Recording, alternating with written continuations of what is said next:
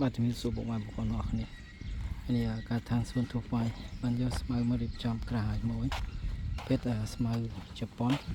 មានពុកម៉ែបងប្អូននៅត្រឹកអាចចំណេះខ្ញុំបានតាមរយៈលេខទូរស័ព្ទនៅខាងនេះសេវាកម្មរហ័សតម្លៃសមរម្យបរិវេណគេធំទូលាយស្អាតណាគេស្មៅជប៉ុន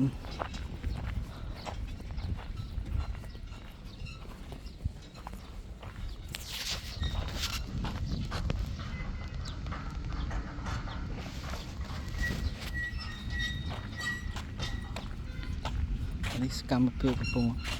ហាប់វាគេឲ្យយើងប្រហាប់វា